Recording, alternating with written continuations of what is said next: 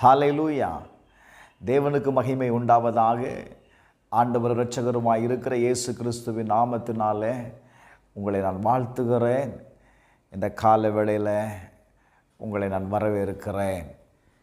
கடந்த 2 மாதமும் நம்மை கண்ணின் மணியை போல பாதுகாத்து இந்த 3வது மாதத்திற்குள் நம்மை கொண்டு வந்து நிறுத்தின தேவாதி தேவனுக்கு நான் நன்றி செலுத்துகிறேன்.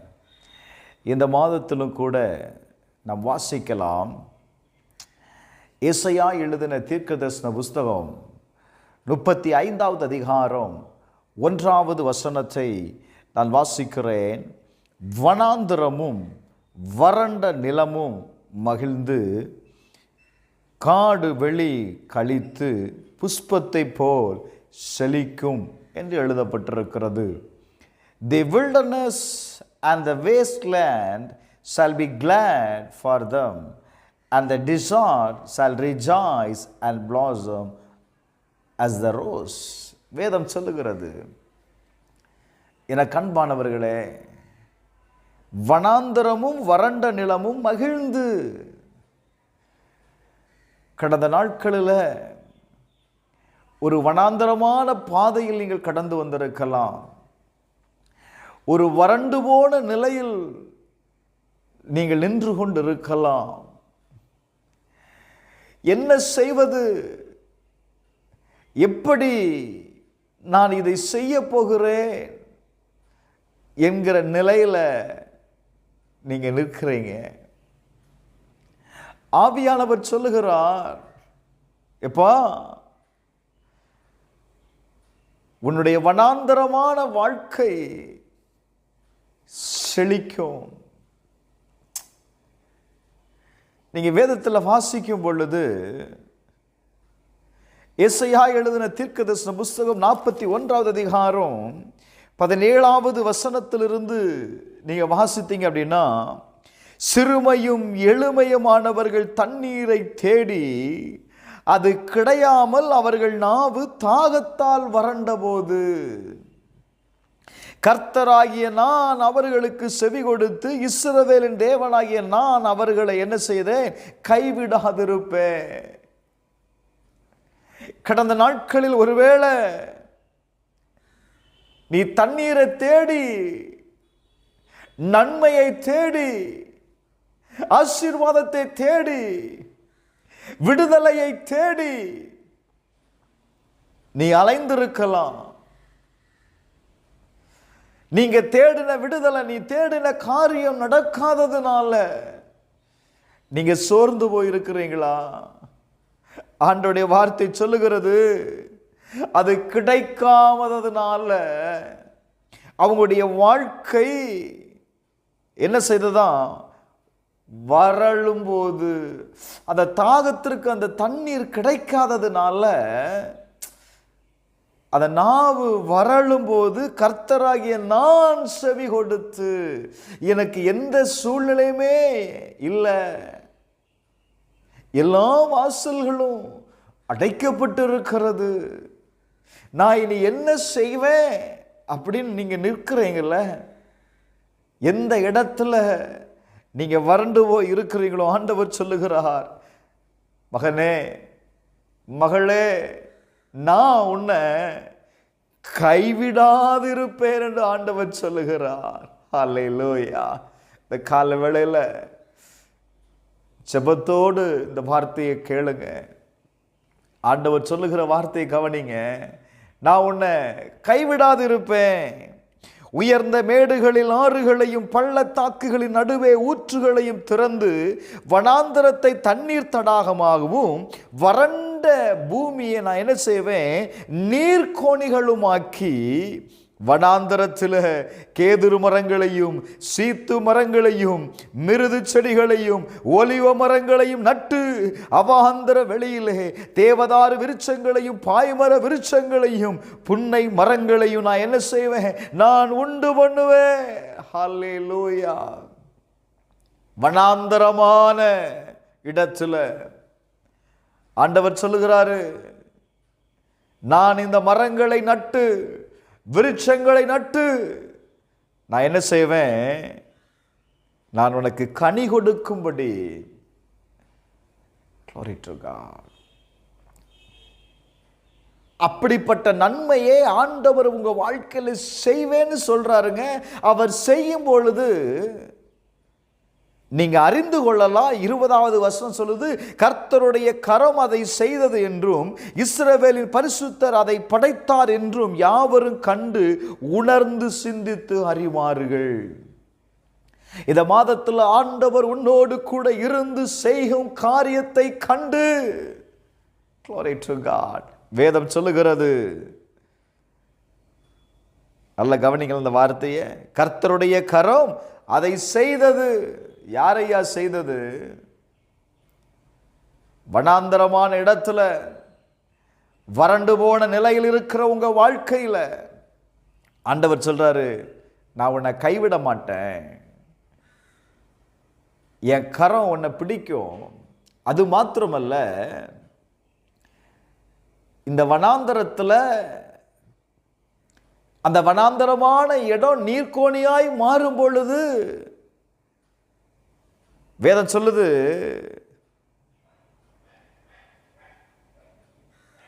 சூழ்நிலைகள் மாறப்போகுது. Glory to God. கடந்த நாட்களை குறித்து நீ யோசிக்காத. கடந்த காலத்தில் நடந்த தோல்வியை குறித்து நீ யோசிக்காத. நீ அதை சிந்திச்சு அதையே நீ பேசிக்கிட்டு இருக்காத. ஆண்டவர் சொல்றாரு, நான் உன்னை கைவிட மாட்டேன், நான் இதை செய்தேன் என்று நீ அறிந்து கொள்ளுவ. உன்னோடு கூட இருக்கிற ஜனங்கள் அறிந்து கொள்ளுவார்கள். கர்த்தர் அற்புதத்தை செய்வதற்கு ரெடியா இருக்கிறார் பிரதர், சிஸ்டர். கர்த்தர் அற்புதத்தை செய்வதற்கு அவர் ரெடியா இருக்கிறாரு. அவருடைய அற்புதத்தை நான் பெற்றுக்கொள்வதற்கு நான் என்ன செய்யணும்? வசனம் சொல்லுது, வனாந்தரமும் வறண்ட நிலமும் மகிழ்ந்து காடு வெளி கழித்து புஷ்பத்தை போல என்ன செய்யுமா? செழிக்கும். ஒரு செழிப்பை பார்க்க போகிற, ஒரு ஆசீர்வாதத்தை பார்க்க போகிற, உன்னுடைய வறண்டு போன வாழ்க்கை ஒரு செழிப்பு அடையணும்னா நீ என்ன செய்யணும்? வேதம் ரொம்ப தெளிவா சொல்லுது. 40வது ஏசாயா எழுதின தீர்க்கதரிசன புஸ்தகம் 40வது அதிகாரம் 3வது வசனத்துல, கர்த்தருக்கு வழியை ஆயத்தம் பண்ணுங்கள், அவாந்தர வெளியிலே நம்முடைய தேவனுக்கு என்ன செய்யுங்க? பாதைகளை செம்மைப்படுத்துகள் இருக்கு.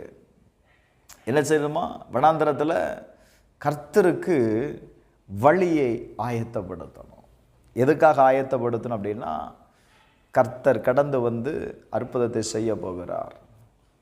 இந்த மாதம் உங்களுடைய வாழ்க்கையில் ஒரு விசேஷித்தமான மாதம்.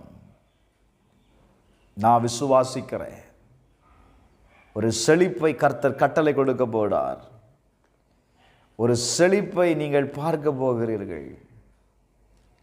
நீங்கள் எதிர்பார்த்த நன்மையை நீங்கள் பெற்றுக்கொள்ள போகிறீர்கள்.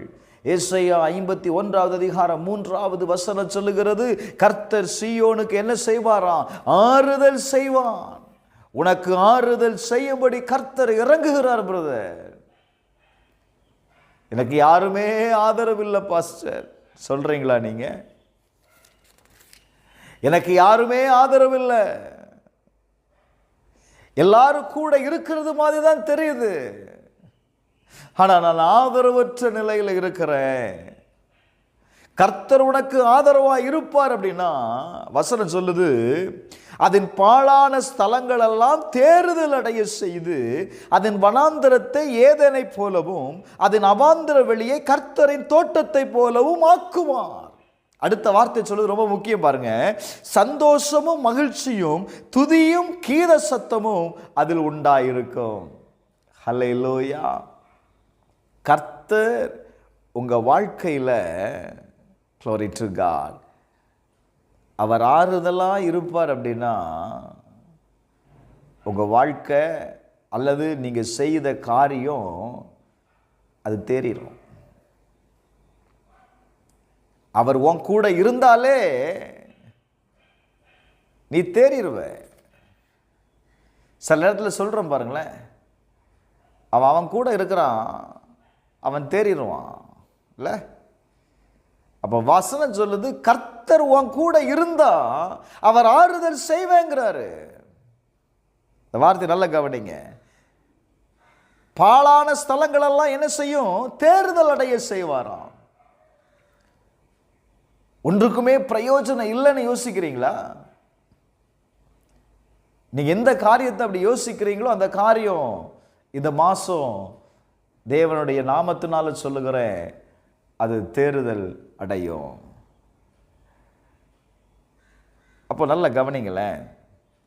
52:9 வாசிச்சீங்கன்னா, ஏசாயா 52வது அதிகாரம் 9வது வசனத்தில், எருசலேமின் பாழான ஸ்தலங்களே,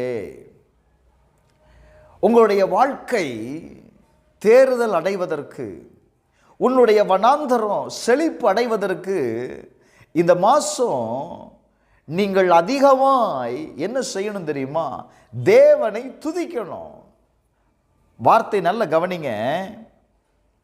எருசலேமில் பாழான ஸ்தலங்களே, முழங்கி ஏகமாய் கெம்பீரித்து பாடுங்கள்.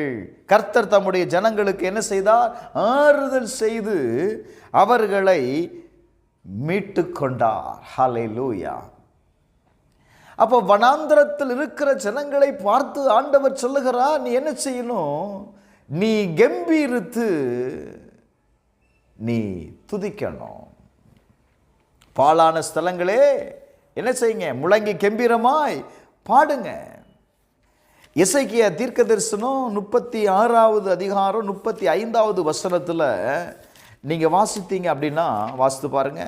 எசேக்கியேல் 36வது அதிகாரம் 35வது வசனம் வார்த்தை சொல்லுது பாருங்களேன். பாழாய் கிடந்த இத்தேசம் ஏதேன் தோட்டத்தை போல ஆயிற்று என்றும், அவாந்தரமும் பாழும் நிர்மூலமாய் இருந்த பட்டணங்கள் அரணிப்பானவைகளும் குடியேற்றப்பட்டவைகளுமாய் இருக்கிறது என்று சொல்வார்களாம். அப்ப நல்ல கவனிங்க. பாழாய் கிடந்த இந்த தேசம், இது எப்படி நடந்துச்சு? இல்ல, உன்னோடு கூட இருக்கிற ஜனங்கள் சொல்ல போறாங்க, இது எப்படி நடந்துச்சு? இவ்வளவு பாழாய் கிடந்துச்சு, ஒன்றுக்குமே பிரயோஜனம் இல்லாம இருந்துச்சு. பாழாய் கிடந்த இடம் எப்படி ஆயிடுச்சு பாரு. சொல்றோமா? ஒரு 20 வருஷத்துக்கு முன்னாடி நம்ம பார்த்த இடத்தை இப்ப போய் பார்த்தா ஆச்சரியப்படுகிறோம். எப்படி கிடந்த இடம் இன்னைக்கு எப்படி இருக்கு? நல்ல அருமையான வீடு. கொஞ்சம் யோசித்து பாருங்க. வனாந்தரத்தில் துதிக்கிறவனுடைய சத்தத்தை, வனாந்தரத்தில் இருந்து தேவனை நோக்கி கூப்பிடுகிற ஒருவனுடைய சத்தத்திற்கு ஆண்டவர் சொல்லுகிறார், அவனுடைய வாழ்க்கையில் ஒரு நீரூற்றை நான் திறந்து கொடுக்க போகிறேன். ஹல்லேலூயா. வனாந்தரத்தில் யாருமே இல்லைங்க. வனாந்தரத்தில் யாருமே இல்லை. அவளிடம் இருந்த அந்த உணவும் அவளிடம் இருந்த தண்ணியும் தீர்ந்துருச்சு. அந்த வனாந்தரத்தில் இருந்து ஒரு சப்தம், பிள்ளை சாகிறத நான் பார்க்க மாட்டேன், ஐயோ என்னுடைய கையிலும் பையிலும் இருந்தது தீர்ந்து விட்டது, நான் என்ன செய்வேன்? ஆகார் அந்த வனாந்தரத்தில் இருந்து ஒரு பெரிய ஒரு சத்தம் உண்டாகுது. நீங்க வாசித்து பாருங்களேன். ஆதியாகமம் 21வது அதிகாரத்தில் நீங்க வாசித்து பாருங்க.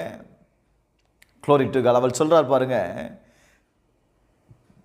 துருத்தில் இருந்த தண்ணீர் செலவழிந்த பின்பு அவள் பிள்ளையை ஒரு செடியின் கீழே விட்டு, பிள்ளை சாகிறதை நான் என்ன செய்ய மாட்டேன், நான் பார்க்க மாட்டேன் என்று எதிராக அம்பு பாயும் தூரத்தில் போய் உட்கார்ந்து சத்தமிட்டு அழுதாள். நான் இனி என்ன செய்வேன்? பிள்ளை அழுகிறது, இனி என்ன செய்வது? அவள் அழுகிறாங்க, வேற வழி தெரியல. வனாந்தரத்தில் யாராவது இருந்தாங்களா? யாரும் இல்லை. ஆனா வனாந்தரத்தில் இருந்து அழுகிறான். வார்த்தை சொல்லுது, தேவன் பிள்ளையின் சத்தத்தை கேட்டார். தேவதூதன் வனாந்தரத்திலிருந்து ஆகாரை கூப்பிட்டு, ஆகாரே, உனக்கு என்ன சம்பவித்தது?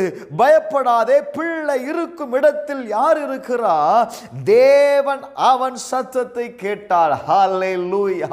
எனக்கு அன்பானவர்களே, தேவ சபையே, இந்த மாதம் நீ வனாந்தரத்தில் இருந்து நீ கூப்பிடும் பொழுது உன் சத்தத்தை என் ஆண்டவர் கேட்பார். இந்த வனாந்தரம் எப்ப மாறும் தானே நினைக்கிற? இந்த சூழ்நிலை எப்ப மாறும் தானே யோசிக்கிற? ஆண்டவர் சொல்றாரு, வனாந்தரத்தில் இருந்து நீ அழுகிற சத்தத்தை நான் கூப்பிட்டேன். ஆகாரே, உனக்கு என்ன சம்பவித்தது? உனக்கு என்ன சம்பவித்தது? நான் உனக்கு என்ன செய்ய வேண்டும்? இன்னைக்கு ஆண்டவர் உங்களை பார்த்து கேட்கிறார், நான் உனக்கு என்ன செய்யணும்பா?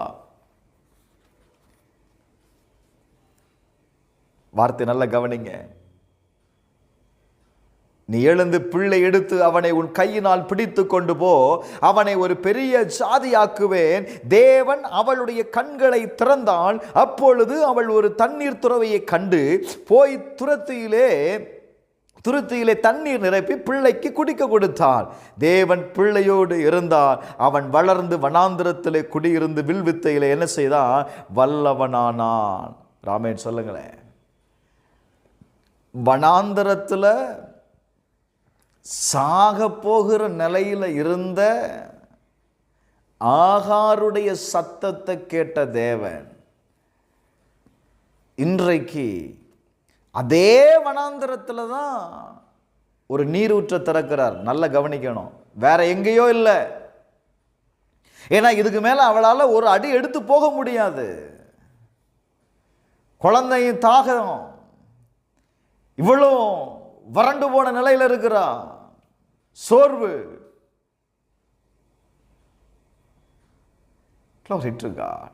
அதே இடத்துல கர்த்தர் இப்ப செய்தது என்ன தெரியுமா?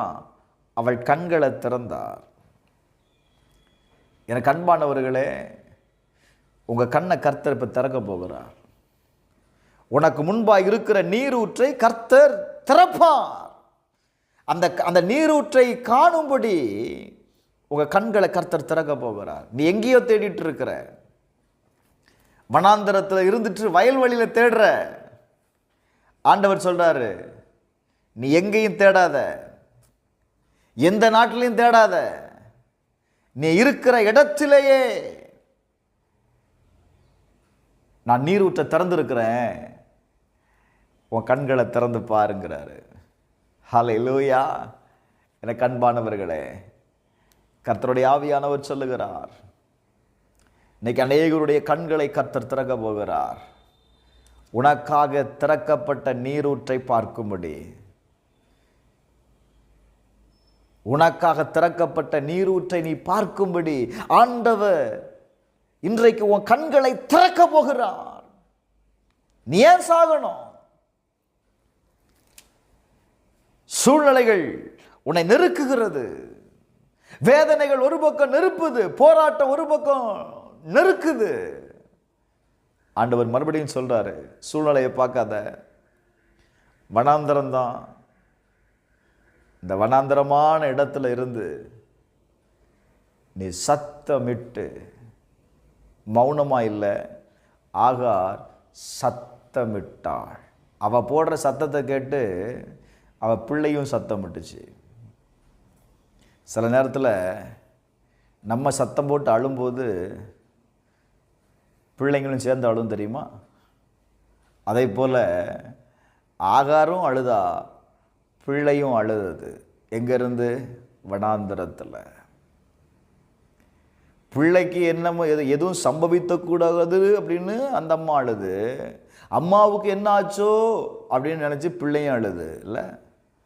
அப்போ இன்னைக்கு ஆண்டவர் சொல்றாரு, வனாந்தரத்தில் உனக்காக திறக்கப்பட்ட நீரூற்றை நீ காணும்படி நான் உன் கண்களை திறப்பேன்னு சொல்றாரு. Glory to God. அப்போ ஆண்டவர் வனாந்தரத்திற்குள்ள வரணும்ல. அன்னைக்கு ஆகார் வனாந்தரத்தில் யாரும் இல்லாத இடத்துல அந்த அம்மா ஒற்றைக்கு இருந்து சத்தமிட்டு கூப்பிட்டாங்க. அப்போ யாருமே இல்லாத அந்த இடத்துல யார் வந்தா? கர்த்தருடைய தூதன் வந்தான்ல.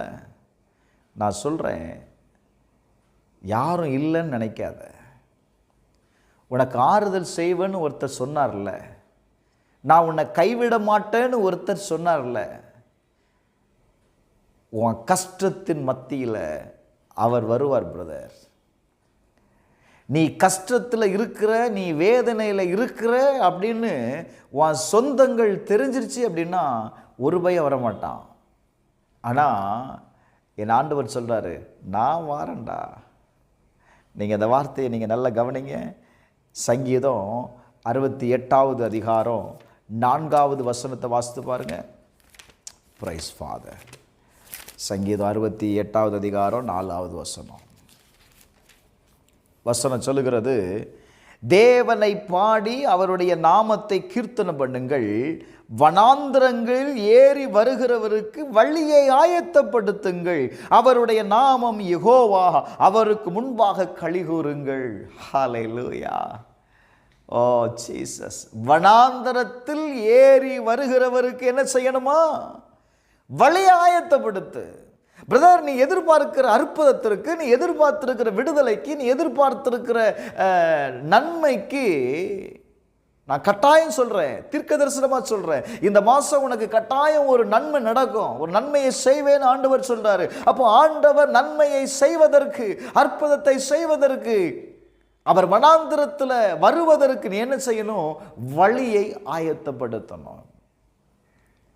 அவர் வர்றதுக்குள்ள வழிதான் ஆராதனை. அவர் உன்னிடத்தில் வருவதற்கு உண்டான வழிதான் ஆராதனை. நெருக்கத்தின் மத்தியில் உன்னை அறிந்தவர் அவர்தான். உன் நெருக்கத்தையும் அறிந்தவர் அவர்தான். நீ அவரை இன்வைட் பண்ண அப்படின்னா, அவரை எதிர்பார்த்து இருந்தன்னா, அவர் சொல்றாரு, நான் வந்துட்டா எல்லாம் மாறிடும்பா. வனாந்திரத்தில் ஏறி வருகிறதுக்கு என்ன செய்யணும்? என்ன செய்யணும்? வழியை ஆயத்தம் பண்ணுங்க.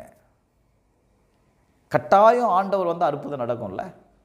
அப்போ அவர் வருவதற்கு ஒரு வழி ஆயத்தப்படுத்துவோமே. இந்த மாதத்தில் நம்ம சபையில் ஆண்டவர் சொல்லுற வார்த்தை, சபையில் இருக்கிற ஒவ்வொருவரையும் நான் கடந்து வந்து நான் ஆசீர்வதிக்க போகிறேன். நீ வழியை மட்டும் ஆயத்தப்படுத்து. உன் சூழ்நிலையே பேசிட்டு இருக்கிற, உன் பிரச்சனையவே புலம்பிட்டு இருக்கிற, இன்னைக்கு அந்த பிரச்சனைகளெல்லாம் மாறும். எஸ்ஐ 57வது அதிகாரம் 17வது வசனத்தில் இப்போ ஆண்டவர் வந்துட்டார்னு வைங்களேன். ஆண்டவர் அந்த வனாந்திரத்துக்கு வந்துட்டார் அப்படின்னா என்ன நடக்கும் தெரியுமா? வழியை உயர்த்தி உயர்த்தி அதை செம்மைப்படுத்தி இடரல்களை என் ஜனத்தின் வழியிலிருந்து எடுத்து போடுங்கள் என்னப்படும். இப்போ நம்ம பகுதிக்கு ஒரு எம்பி வாரார்னு வைங்களேன். இப்போ அவர் வருகிறார் அப்படின்னு அந்த ஏரியாவில் இருக்கிற அதிகாரிகள் என்ன செய்வார் தெரியுமா? அந்த பகுதியில் இருக்கிற ரோடு, அந்த பகுதியில் இருக்கிற பள்ளங்கள், மேடுகள் எல்லாம் என்ன செய்திருவாங்க?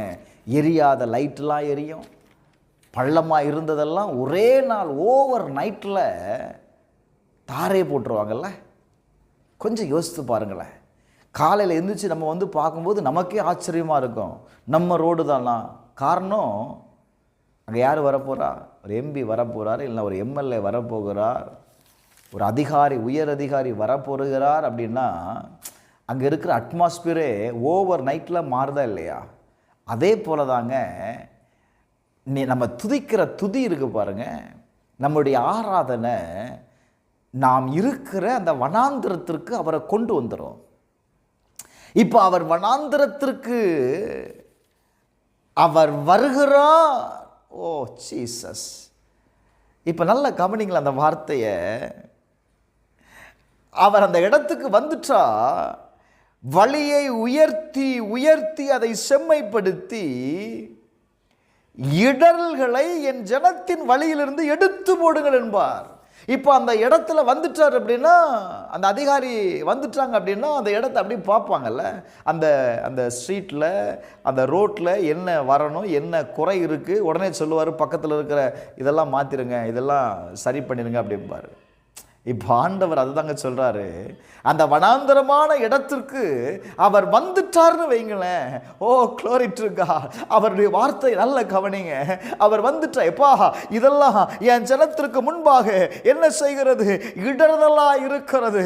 இந்த இடர்களெல்லாம் என்ன செய்யுங்க, என் ஜனத்தினுடைய வழியிலிருந்து எடுத்து போடுப்பா. ஓ ராசா கத்தரா பாலா தெரேமினி ஆசா. Oh glory to God. இந்த வனாந்தரத்தில் ஓ என் ஆண்டவர் வந்துட்டார்னா பிரதர், ஓ உன்னுடைய சூழ்நிலையின் நடுவே ஆண்டவர் வந்துட்டார்னா சொல்லுகிற வார்த்தை என்ன தெரியுமா, இது என் பிள்ளைக்கு இடர்தலா இருக்கிறது, இது என் பிள்ளைக்கு இடர்தலா இருக்கிறது, இந்த பலகீனம் இவனுக்கு இடர்தலா இருக்கிறது, இந்த வியாதி இவனுக்கு இடர்தலா இருக்கிறது, இந்த பிரச்சனை இவனுக்கு இடர்தலா இருக்கிறது. ஆண்டவர் கேட்பார். அவன் வெகு நாளாய் அந்த நிலையில் இருக்கிறத கண்டு உன் படுக்கை எடுத்துக்கொண்டு நட. அவன் எவ்வளவு வேதனை அடைந்திருப்பான்.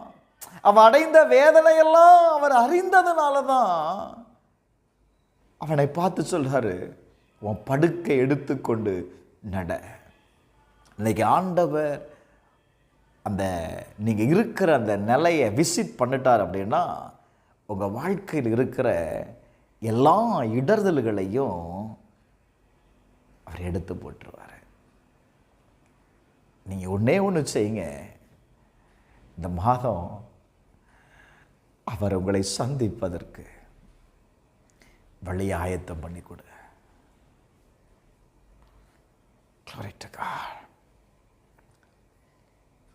அற்புதம் தாள நடக்கும். கட்டாயம் உன் வாழ்க்கையில் அற்புதம் நடக்கும். மாற்றமே இல்லை. 1 ராஜாக்கள் 17வது அதிகாரத்தில் அதனுடைய 12வது வசனத்தை நீங்கள் வாசித்து பார்த்தீங்க அப்படின்னா, அந்த இடத்துல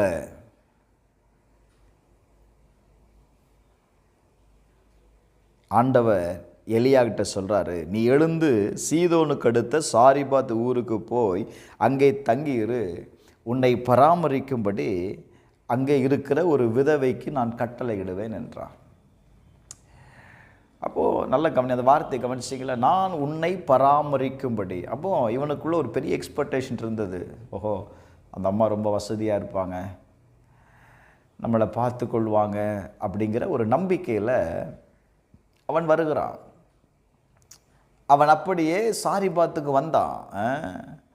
சாரிபாத்து வந்த உடனே அந்த பட்டணத்தின் ஒலிமுக வாசலுக்கு அவன் வந்தபோது அங்கே ஒரு விதவை என்ன செய்கிறாளாம், விறகு பிறக்கி கொண்டு இருந்தாள்.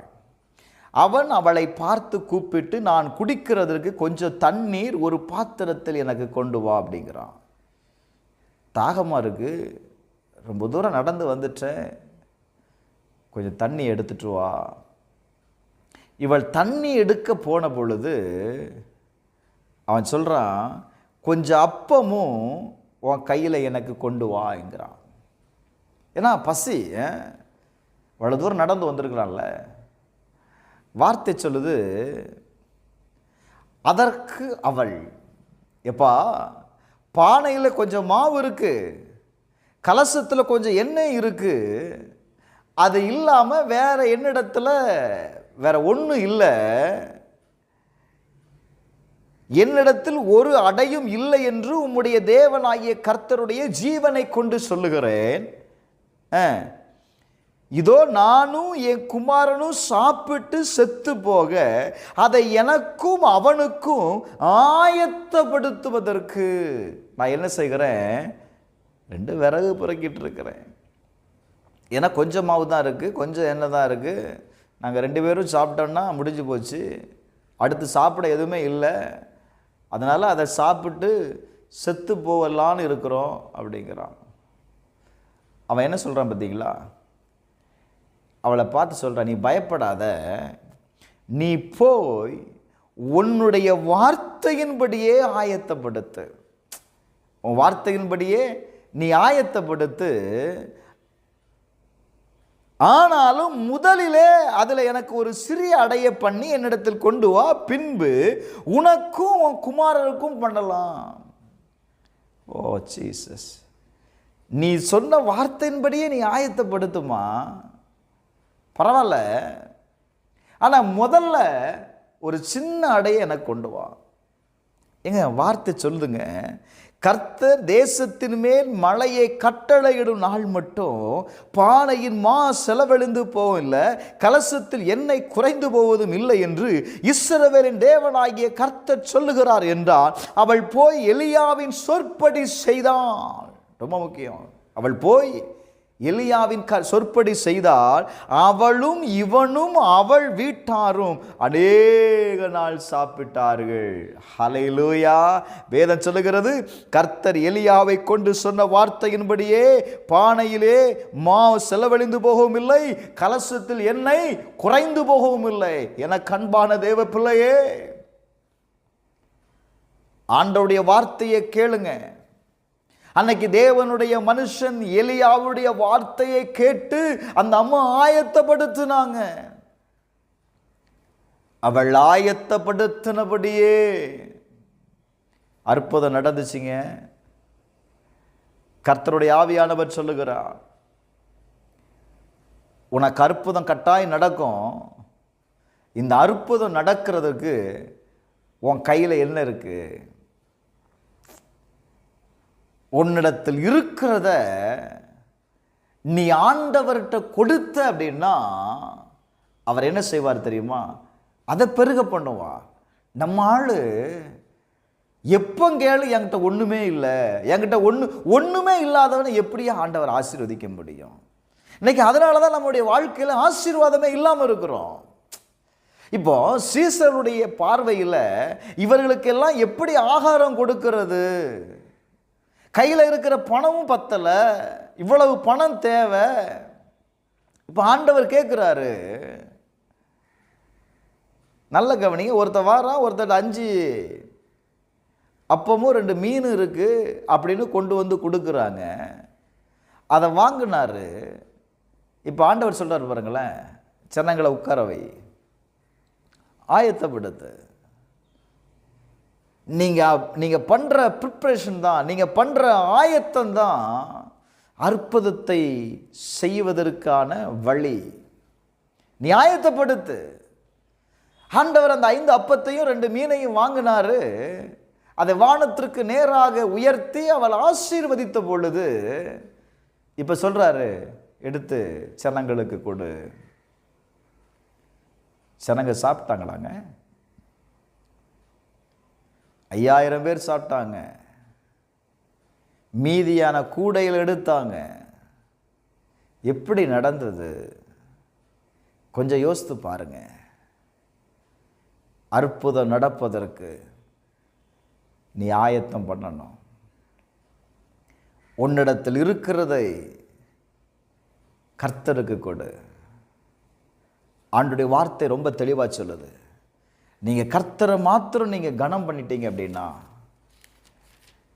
நீதிமொழிகள் 3வது அதிகாரம் 9வது வசனத்தில் 10வது வசனத்தை வாசிக்கிறேன்.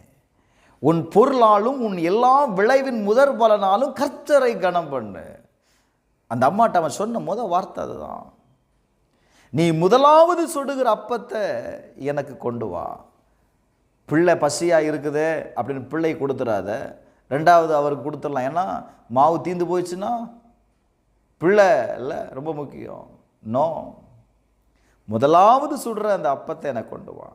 வார்த்தை நல்ல கவனிங்க. உன் பொருளாலும் உன் எல்லா விளைவின் முதற் பலனாலும் கர்த்தரை கனம் பண்ணு.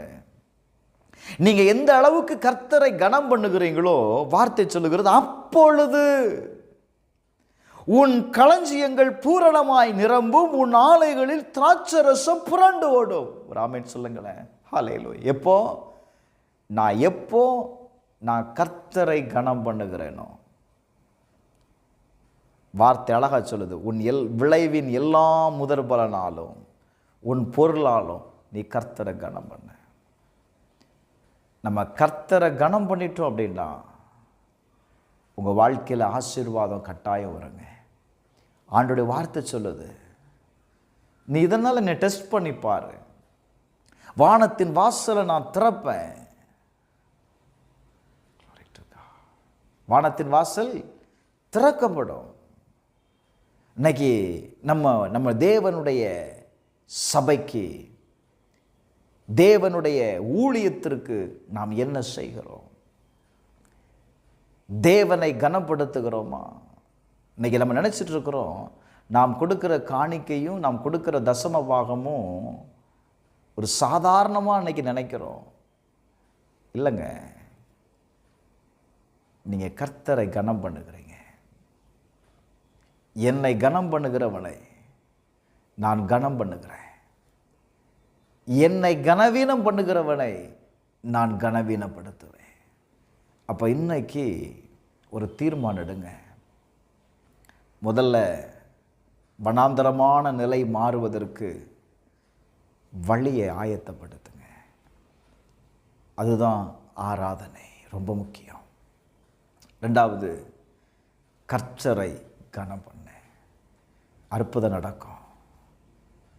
ஆயத்தம் இல்லாமல் அற்புதம் நடக்காதுங்க.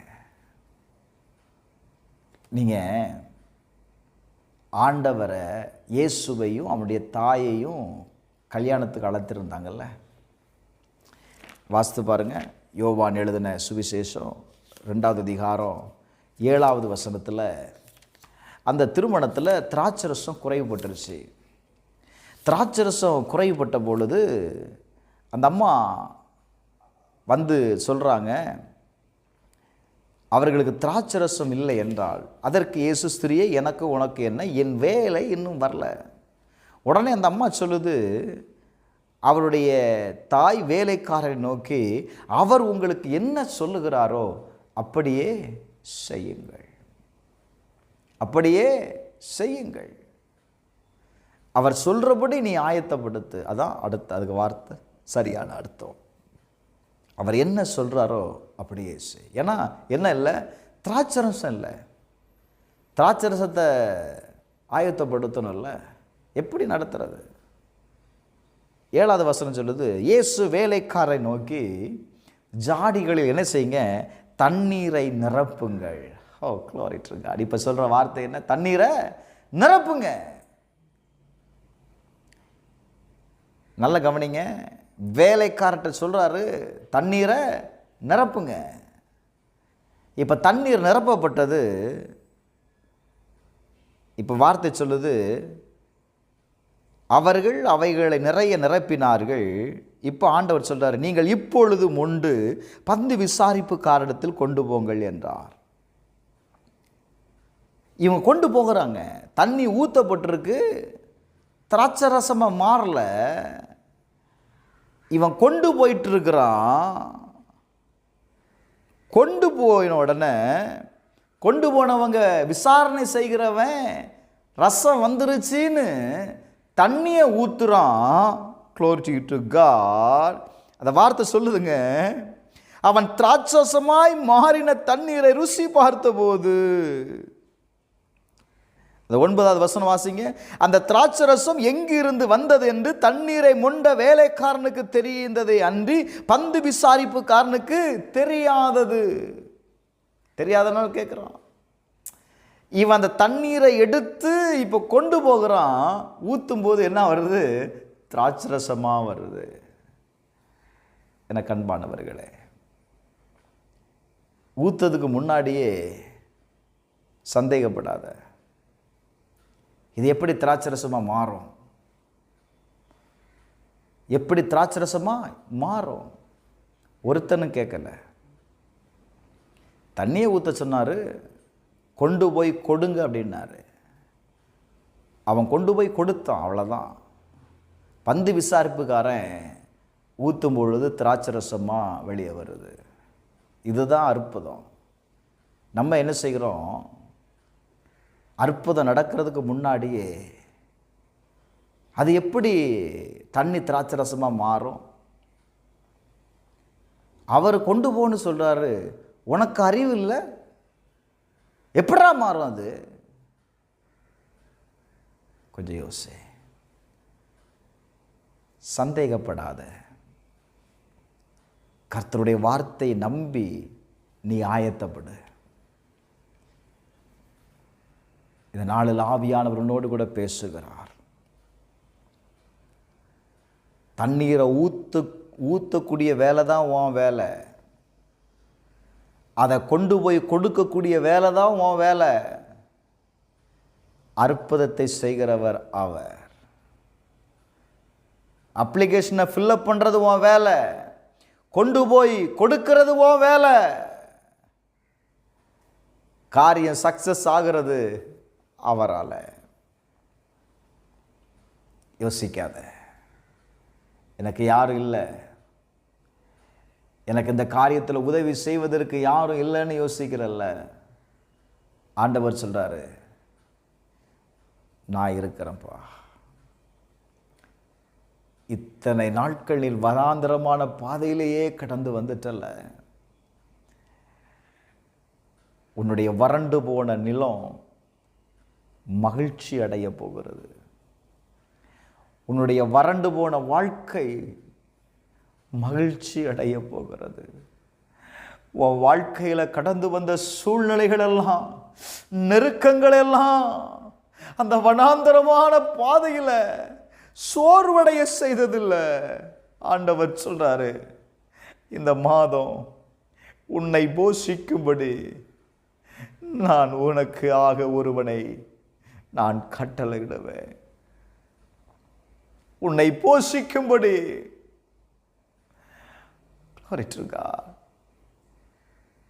ஆண்டவருடைய வார்த்தை சொல்லுது, வாழ்க்கை புஷ்பத்தை போல செழிக்க போகிறது. நிறைய பேர் உன்னை பார்த்து சொல்லிருக்கலாம், அவன் வேஸ்ட்டுங்க, அவன்லாம் அந்த காரியத்தை செய்ய மாட்டான். ஹலோ, வார்த்தை சொல்லுகிறது, the wasteland shall be glad.